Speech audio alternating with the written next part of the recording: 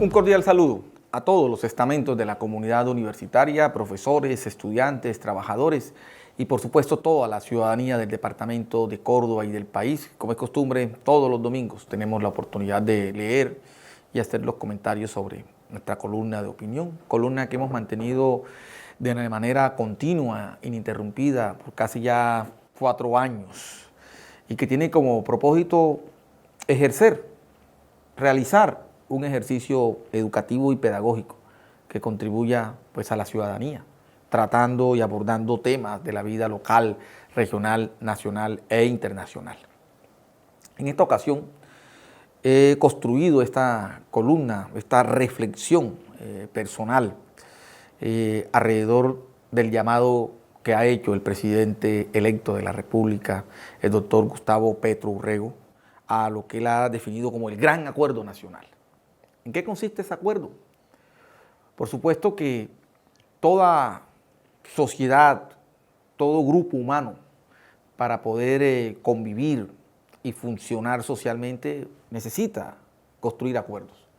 Acuerdos dialogados, acuerdos que permitan el entendimiento alrededor de los grandes temas de la vida nacional, de las reformas que deben implementarse. Y esto es necesario y toma sentido en un sistema democrático. Las democracias funcionan así, sobre acuerdos. Y esos acuerdos deben representar y reflejar las transformaciones que la sociedad requiere y necesita. Lo que en muchas otras reflexiones he llamado el país nacional. El país nacional representado en las regiones, en los territorios, por los campesinos, por los jóvenes, las negritudes, etcétera, que han estado marginados de los beneficios del desarrollo. Hay que hacer las reformas para que esas transformaciones y esas demandas y esas necesidades de ese país nacional se puedan realizar. Y eso requiere, por supuesto, un acuerdo. ¿Entre quiénes? Pues entre los actores de la vida política, entre los actores de la sociedad civil.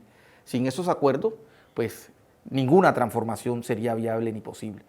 Pero este acuerdo también tiene que construirse sobre reglas claras, porque lo que necesitamos del acuerdo no solamente son las transformaciones que el país requiere, sino que necesitamos de un acuerdo que cambie las mentalidades, sobre todo en la forma de hacer y ejercer la política, que es la que ha condenado en gran medida a la pobreza a la sociedad colombiana y ha debilitado la cultura política. Entonces ese acuerdo tiene que ser de frente a la sociedad, con los actores de la sociedad, con los actores políticos, pero también con los actores de la sociedad civil.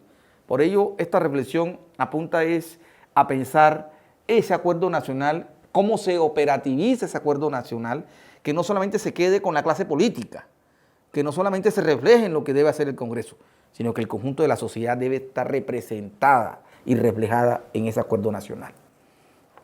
Por eso he llamado a esta columna Gran Acuerdo Nacional. El país decidió, por vías democráticas, elegir a Gustavo Petro Urrego como presidente, convirtiéndolo en el primer gobernante de izquierda en la historia política de Colombia y primer cordobés en llegar al solio de Bolívar. La votación alcanzada por Petro representa un sentimiento de cambio en amplios sectores de la sociedad colombiana. Representa el país nacional que por décadas ha permanecido excluido de los beneficios del progreso y justicia social, como son los jóvenes, campesinos, indígenas, afrodescendientes, es decir, los nadie y las nadie. Para poder suplir las demandas y necesidades del país nacional, el gobierno Petro debe hacer reformas estructurales tramitadas por medio de leyes deliberadas y aprobadas por el Congreso. Leyes que representan un paquete de reformas sociales, económicas, políticas, ambientales, lo que requiere de mayoría en el Congreso para su trámite y aprobación. Significa alcanzar mayorías parlamentarias para las reformas y gobernabilidad. Para lograrlo, el presidente Petro convocó la construcción de un gran acuerdo nacional con los distintos partidos y movimientos políticos, al igual que los distintos actores de la sociedad civil. Frente al llamado del presidente, los partidos políticos tradicionales no tardaron en llegar. Partidos que tenían candidatos propios, que durante la campaña electoral fueron detractores acérrimos, totalmente opuestos a las propuestas que defendía el presidente electo. Contrario a esto, el país nacional pensaba y esperaba que fueran oposición, como corresponde en un escenario democrático, para defender sus principios e idearios. Estos partidos tradicionales acostumbrados a ganar elecciones y distribuir el Estado como si fuera su empresa privada, sin ningún recato de dignidad y pensando más bien en la sobrevivencia como fuerza política, anuncian públicamente su adhesión al acuerdo nacional. Esperamos que este acuerdo sea de frente al país. Lo anterior con el fin de conocer el plan de relacionamiento con el Congreso. La sociedad colombiana tiene claro que no llegan al acuerdo nacional por convicción, sino por intereses grupales y personales. El presidente electo sabe que las democracias modernas no se construyen sobre el unanimismo, sino que requieren de oposición. Por ello, es necesario partidos de gobierno y oposición, posibilitando de esta forma la alternancia del poder y con ello el fortalecimiento de la democracia y el bienestar social. Los colombianos esperamos un acuerdo nacional construido sobre las reformas estructurales que el país demanda y necesita, que no sea un acuerdo para saciar apetitos burocráticos y repartir el Estado, como ha sido la tradición en la premoderna cultura política nacional. El nuevo gobierno elegido por el pueblo necesita y exige cambios en todos los órdenes. Por ello, es imperioso transformar el modo de concebir y hacer la política. Una política que se desprenda del usufructo del Estado como única forma de ejercicio político electoral, con la cual se ha alimentado los grandes cacicazgos y clanes políticos regionales, práctica traducida en el empobrecimiento y debilitamiento del Estado. Parte del cambio que consiste en superar estas formas de ejercicio político. Los cambios requieren reformas que construyan nuevas realidades y mentalidades. En esto consiste la reflexión sobre esta columna de opinión. Tratar de entender en qué consiste este gran acuerdo nacional. Y este acuerdo nacional se hace entre todos los actores de la sociedad civil organizada y, por supuesto, entre los partidos y movimientos políticos.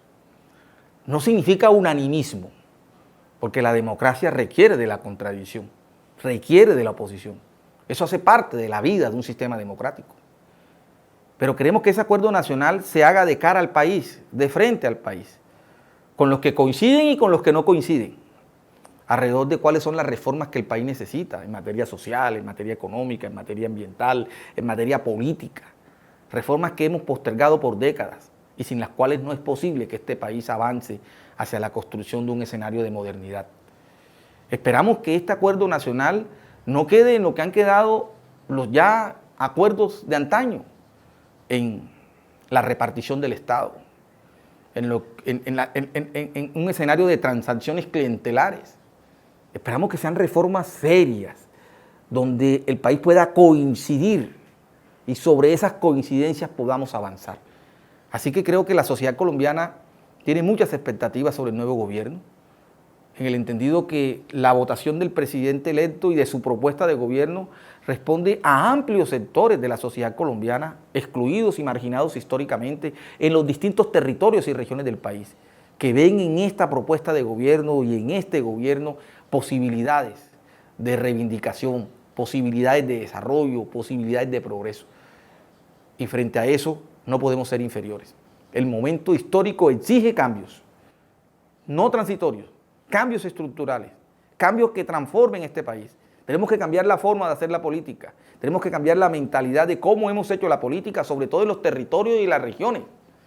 Así que estaremos muy al pendiente de cómo se lleve a cabo, cómo se desarrolle ese acuerdo nacional que debe ser sobre la mesa de cara al país, para que el país conozca cómo es ese acuerdo nacional en términos del relacionamiento con este Congreso.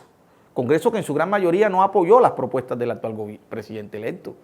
Pues la mayor parte de los movimientos y partidos políticos tradicionales tuvieron sus propios candidatos y que sus propuestas eran totalmente opuestas a la del presidente electo.